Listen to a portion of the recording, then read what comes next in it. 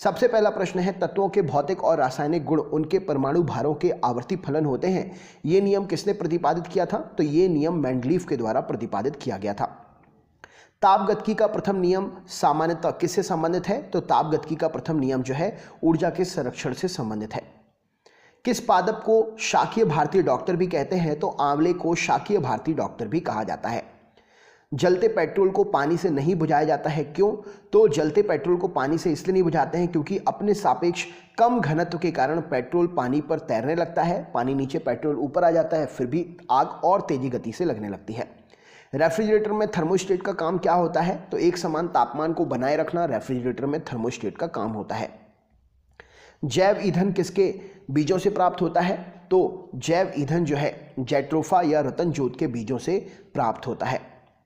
यदि तत्वों को बढ़ते परमाणु भारों के क्रम में लिखा जाए तो हर आठवां तत्व अपने से पहले तत्व के समान गुणों वाला होगा। यह किसका नियम है? तो यह न्यूजीलैंड का अष्टक नियम है। समतापीय परिवर्तन में क्या होता है? तो समतापीय परिवर्तन में ताप जो है एक समान रहता है, अपरिवर्तित रहता है। राइट आंसर हो जाएगा। धनिया में उपयोगी अंश क्या होता है? तो धनिया में जो है उसके पत्ते और सूखे फल जो होते हैं वो उपयोगी अंश के रूप में होते हैं।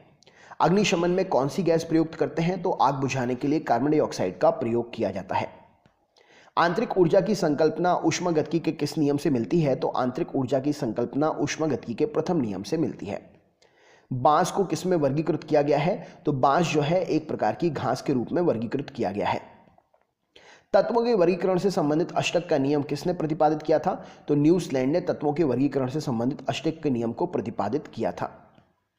ऊष्मागतिकी के प्रथम नियम से किसका संरक्षण होता है? तो ऊष्मागतिकी के प्रथम नियम से ऊर्जा का संरक्षण होता है। हसीस पौधे से प्राप्त की जाती है। किस भाग से हसीस प्राप्त की जाती है? तो हसीस पौधों के तने और नर पुष्प के जो लेटेक्स होता है उससे प्राप्त की जाती है। साधारण अग्निशमन यंत्र में कार्बन डाइऑक्साइड निम्नलिखित में से किस प्रक्रिया के द्वारा उत्पन्न होती है? तो सिलेंडर जो होते हैं आग बुझाने वाले, उसमें कार्बन डाइऑक्साइड गैस जो है सोडियम बाइकार्बोनेट और सल्फ्यूरिक अम्ल के रिएक्शन के दौरान उत्पन्न होती है और आग बुझाई जाती है। वाष्प की गुप्त ऊष्मा कितनी होती है? तो 536 कैलोरी प्रति ग्राम वाष्प की गुप्त ऊष्मा होती है। सामान्य प्रयोग में लाए जाने वाला मसाला लौंग जो है किससे प्राप्त होता है? तो सामान्य प्रयोग में जो मसाला लौंग लाया जाता है वो फूल की कली से प्राप्त होता है।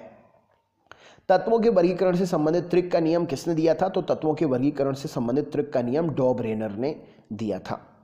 बर्फ के गलन की गुप्त ऊष्मा का मान कितना होता है? तो बर्फ के गलन की गुप्त ऊष्मा का मान 80 कैलोरी प्रति ग्राम होता है। तारपीन का तेल कैसे प्राप्त करते हैं? तो तारपीन का तेल जो है चीड़ के वृक्ष से प्राप्त किया जाता है। अग्निशमन यंत्र में बोतल में रखे सांद्र सल्फ्यूरिक अम्ल के साथ निम्नलिखित में से किसका सांद्र विलयन रखा जाता है?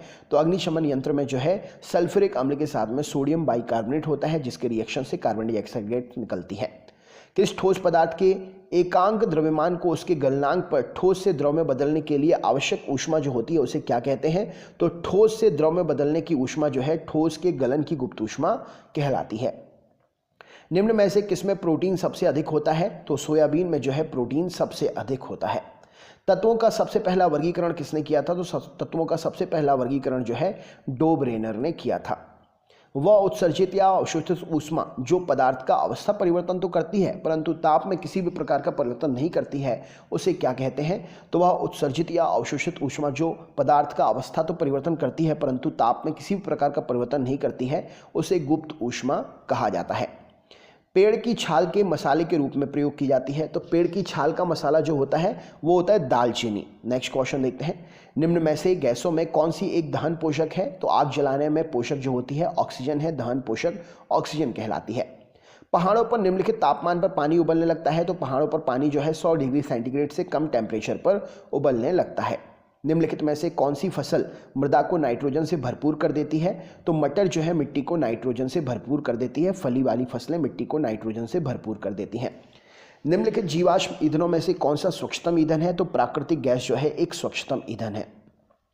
किसी द्रव का उसके क्वथनांक से पूर्व उसे वाष्प में बदलने की प्रक्रिया क्या कहलाती है? तो किसी द्रव का उसके क्वथनांक से पूर्व वाष्प में बदलने की प्रक्रिया वाष्पीकरण कहलाती है। निम्न में से कौन सा पौधा, कौन सा रेशों, निम्न में से रेशे में से कौन सा पौधा तने का उत्पाद नहीं है? तो इनमें से कपास जो है बीजों के रोए की उत्पत्ति से कपास बनता है, तने से नहीं बनता है। नेक्स्ट क्वेश्चन देखते हैं, सोडियम बाइकार्बोनेट को अग्निशमन के रूप में प्रयोग क्यों किया जाता है? तो सोडियम बाइकार्बोनेट जो है आग की गर्मी पाकर कार्बन डाइऑक्साइड गैस उत्सर्जित करता है, जिससे आग बुझ जाती है। इसीलिए गैस सिलेंडर जो है अग्निशमन यंत्रों में सोडियम बाइकार्बोनेट का प्रयोग किया जाता है। निम्न में से किसका प्रयोग नोदक या रॉकेट में ईंधन के रूप में करते हैं? तो द्रव हाइड्रोजन और द्रव ऑक्सीजन का प्रयोग रॉकेट में ईंधन के रूप में, नोदक के रूप में करते हैं। किस वनस्पति खाद्य में अधिकतम प्रोटीन होता है? तो फलीदार फसलों में सोयाबीन में अधिकतम खाद्य प्रोटीन जो है, खाद्य वनस्पति है, इसमें अधिकतम प्रोटीन होता है। मनुष्य आर्द्रता से परेशानी महसूस करता है, कारण क्या है? तो आर्द्रता के कारण जो है पसीना जो है वाष्पित नहीं होता है, जिससे इरिटेशन होता है। अग्निशमन यंत्रों में भरा सोडियम बाइकार्बोनेट जो है घोल किससे क्रिया करके कार्बन डाइऑक्साइड गैस बनाता है? तो सोडियम बाइकार्बोनेट जो है गंधक अम्ल यानी कि सल्फ्यूरिक एसिड के साथ में क्रिया करके कार्बन डाइऑक्साइड बनाता है। दालें किसका अच्छा स्रोत है? तो दालें जो है प्रोटीन का अच्छा स्रोत होती हैं। प्रेशर कुकर में भोजन कम समय में तैयार हो जाता है, कारण क्या है? तो प्रेशर कुकर में जल का क्वथनांक बढ़ जाता है, जिससे भोजन कम समय में तैयार हो जाता है। प्रति ग्राम ईंधन के द्वारा छोड़ी गई ऊर्जा की दृष्टि से सर्वोत्तम ईंधन कौन सा है? तो प्रति ग्राम ईंधन की दृष्टि से, मोचित ऊर्जा की दृष्टि से सबसे अच्छा ईंधन हाइड्रोजन है। भारत की प्रमुख धान्य फसल क्या है? तो भारत की प्रमुख धान्य फसल चावल है। तंबाकू की पत्तियों में क्या होता है? तो तंबाकू की पत्तियों में निकोटीन उपस्थित होता है। पानी से भरे गिलास में बर्फ का टुकड़ा तैर रहा है। टुकड़ा जो है अगर पूरा पिघल जाए तो बर्फ का जो पिघल जाने के बाद पानी का स्तर क्या रहेगा? तो पानी के स्तर में कोई भी परिवर्तन नहीं होगा। दहन की वह क्रिया जिसमें ऊष्मा एवं प्रकाश अल्प समय में उत्पन्न हो जाते हैं, उस दहन को क्या कहते हैं? तो उस दहन को जो है कहा जाता है द्रुत दहन। विटामिन सी का सबसे अच्छा स्रोत क्या है? तो आंवला विटामिन सी का सबसे अच्छा स्रोत है। बर्फ में स्केटिंग करना क्या प्रदर्शित करता है? दाब बढ़ाने पर बर्फ का गलनांक कैसा हो जाता है? तो बर्फ में स्केटिंग करना प्रदर्शित करता है दाब बढ़ाने पर बर्फ का गलनांक जो है घट जाता है। बिना किसी बाहरी ऊष्मा के संपादित होने वाली दहन क्रिया क्या कहलाती है? तो बिना किसी बाहरी ऊष्मा के संपादित होने वाली दहन क्रिया जो है स्वतः दहन कहलाती है। निम्न में से कौन एक मानव निर्मित धान्य है? तो ट्रिटिकेल जो है मानव के द्वारा धान की एक किस्म उत्पन्न की गई है। बर्फ के टुकड़ों को आपस में दबाने पर टुकड़े आपस में चिपक जाते हैं, कारण क्या है? तो बर्फ के टुकड़ों को आपस में दबाने पर टुकड़े चिपक जाते हैं क्योंकि दाब बढ़ाने से गलनांक घट जाता है। श्वसन किस प्रकार का दहन है? तो श्वसन जो है एक मंद दहन का उदाहरण है। हल्दी चूर्ण पौधे के किस भाग से प्राप्त करते हैं? तो हल्दी चूर्ण जो है पौधे के भाग शुष्क प्रकंद से प्राप्त करते हैं। गर्मी के दिनों के दौरान मिट्टी के बर्तन में रखा पानी ठंडा हो जाता है, किसके कारण?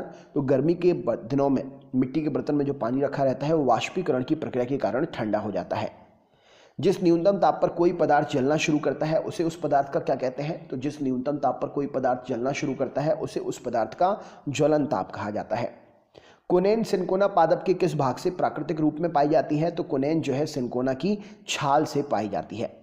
ठोस कपूर से वाष्प कपूर बनने की प्रक्रिया क्या कहलाती है? तो ठोस कपूर से वाष्प कपूर बनने की प्रक्रिया ऊर्ध्वपातन कहलाती है। दहन की क्रिया के लिए आवश्यक शर्तें क्या है? तो दहन की क्रिया के लिए दहनशील पदार्थ की उपस्थिति होनी चाहिए, ज्वलन ताप की प्राप्ति होनी चाहिए, दहन पोषक पदार्थ की उपस्थिति होनी चाहिए। तो ये सभी इस प्रश्न के लिए सही उत्तर हो जाएंगे। अफीम किससे प्राप्त करते हैं? तो अफीम जो है बिना पके फल के लेटेक्स से प्राप्त किया जाता है। तेज हवा वाली रात्रि में ओस नहीं बनती है, क्यों? तो तेज हवा वाली रात्रि में ओस इसलिए नहीं बनती है क्योंकि वाष्पीकरण की दर तेज हो जाती है। एक अच्छे ईंधन के लिए आवश्यक शर्तें क्या है? तो एक अच्छे ईंधन के लिए आवश्यक शर्त उसका ऊष्मीमान उच्च होना चाहिए, आसानी से वह दहनशील होना चाहिए, उसका ज्वलन ताप भी उपयुक्त होना चाहिए। तो ये सभी शर्तें अच्छे ईंधन के लिए आवश्यक हैं। कॉफ़ी पाउडर के साथ मिलाया जाने वाला चिकोरी चूर्ण किससे प्राप्त होता है? तो कॉफ़ी पाउडर के साथ मिलाया जाने वाला जो चिकोरी चूर्ण होता है वो जड़ों से प्राप्त होता है। पर्वतों पर आच्छादित हिम सूर्य की गर्मी के कारण नहीं पिघलती एक साथ, क्यों? तो वो सूर्य की अधिकांश ऊष्मा को परावर्तित कर देती है, इसीलिए पर्वतों पर छाई रहने वाली बर्फ सूर्य की ऊष्मा पाकर भी नहीं पिघलती है। ऊष्मा की वह मात्रा जो ईंधन के 1 ग्राम की हवा अथवा ऑक्सीजन में पूर्णतः जलाने के फलस्वरूप प्राप्त होती है उसे क्या कहते हैं? तो ऊष्मा की वह मात्रा ऊष्मीय मान कहलाती है। पौधे के किस भाग से कॉफ़ी प्राप्त होती है? तो पौधे के बीजों से कॉफ़ी प्राप्त होती है। जल का क्वथनांक कैसा होता है? तो जल के खुली सतह के ऊपर दाब जो है उस पर निर्भर करता है जल का क्वथनांक। किसी ईंधन के अपस्फोट रोधी गुण को कौन दर्शाता है? तो किसी ईंधन के अपस्फोट रोधी के गुण को ऑक्टेन संख्या दर्शाती है। फूल गोभी के कौन से भाग को खाया जाता है? तो फूल गोभी का पुष्प क्रम खाया जाता है। किसी निश्चित द्रव के लिए वाष्पन की दर किस पर निर्भर करती है? इसका आंसर आप मुझे कमेंट बॉक्स में शेयर करिए। तो दोस्तों, अगर आप चैनल पर नए हैं तो चैनल को सब्सक्राइब करना बिल्कुल भी मत भूलना। बेल आइकन दबा के ऑल वाला बटन ऑन कर देना, जिससे आपको हमारे हर वीडियो के नोटिफिकेशन मिल सके। वीडियो को लाइक करना बिल्कुल भी मत भूलिएगा और अपने दोस्तों के साथ शेयर भी ज़रूर करिएगा।